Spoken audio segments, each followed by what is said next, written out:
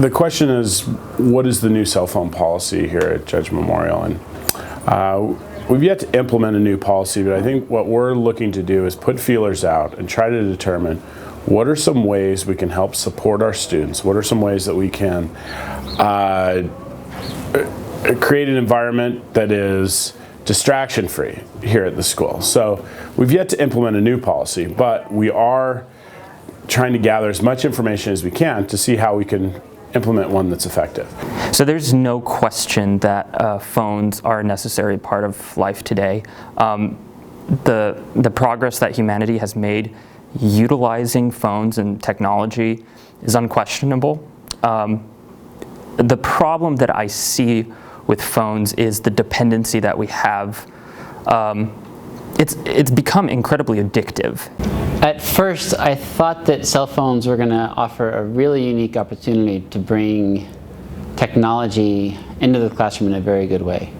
The science department has invested thousands of dollars in lab equipment that interfaces with cell phones, but over the last 4 or 5 years, I have seen the cell phone end up being used way more for things like cyberbullying and taking inappropriate pictures of other students and of teachers, and of posting and referencing inappropriate material.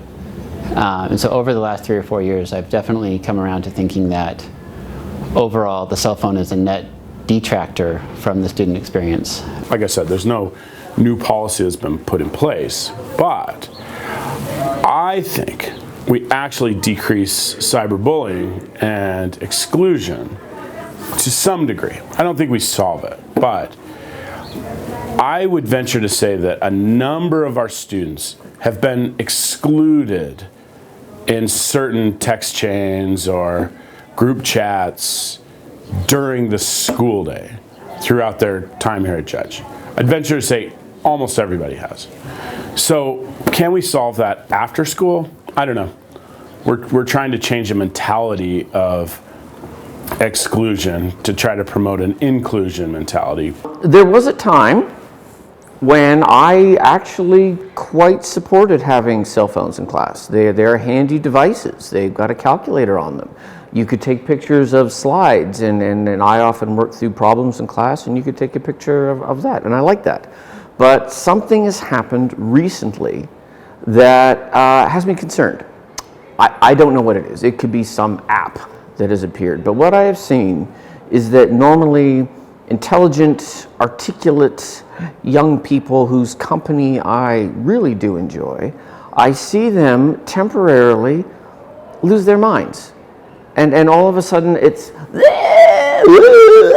there's no conversation, there's no discussion. It looks like people are taking pictures of their toes or something.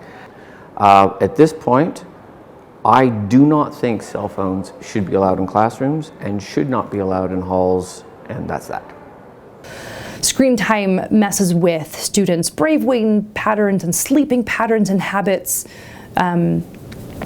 It can really be detrimental to self-confidence and body image issues on social media, and I think students can get into this pattern of wanting everything right away and not having to really think about their own opinions or think about what might be best for them, where everything is just so instantaneous through their phones. My cell phone policy is that when a student comes into my classroom, they need to put their cell phones in these baskets that I have up on my front bench, and then they pick them up at the end of the day, at the end of the class. I don't allow cell phones in my class. I think they're a distraction. By implementing the cell phone change in my classroom, I've noticed that kids actually talk to each other a little bit more, interact with each other a little bit more, and are less distracted by their pockets vibrating. As I walk down the hallways, I see kids are constantly looking at their cell phones and they're not interacting with the people around them. I think we're losing some interpersonal skills because of that. Especially when two people who don't know each other well end up sitting next to each other, their first reaction is to pull out their phone. Well, if they can't, then they start to talk about things. And they start to talk to people who they wouldn't normally talk to. And especially on the science trip with Catalina, there were a lot of things that kids were wondering about. They wondered about how many different species of sea anemones there are. They're wondering if sea cucumbers live in Catalina or not. And if they have their phone, they can just pull it out and answer the question. And it might not be a good answer, because the internet is full of bad answers, but it's an answer. And then they move on to the next thing. And it stops that wondering and that adventurism and that desire to explore. And so the two biggest things I saw in Catalina was that first, the kids talked to whoever they were with. They didn't talk to only their friends on their phones. So they would start up a conversation with someone new, and it would normally be a question. And then that would lead to this sense of wonderment and this sense of wanting to explore. And so instead of just looking something up on their phone, they would actually go and try and discover the answer. And that was one of the neatest things, was that instead of sitting and playing a video game on their phone, a lot of the kids who had nothing to do went out and looked for things on the beach, or they looked for someone else who they could interact with to play a game with. And so it was really that sense of adventure and looking and discovery that I think the cell phones really take away. There is something to be said for detaching ourselves from communication and learning that kind of self-control and temperance. Do I think it should be a universal no cell phone policy? Not so much. I use cell phones in my class, and I like students to have that as a resource in case that's something that our lesson calls for. Phones are an essential part of their being, almost. It's getting to the point where you cannot separate yourself from your phone. And to do that during the school day, and then taking it from you and then giving it back to you at the end of the school day, it creates this massive disparity in your day-to-day life, where you're either super addicted to your phone or you're just cut off completely. That may not be healthy either. Because it matters more what you're doing on your cell phone, not simply amount of time on cell phones. I honestly think, like, my cell phone I keep with me all the time. I use it constantly because it is an amazing tool, but I think there's a misunderstanding of when it's being used as a tool or productively versus when it's being used for the purposes of wasting time or unproductively. If cell phones are just banned outright with no explanation, that's going to cause a lot of people to be upset.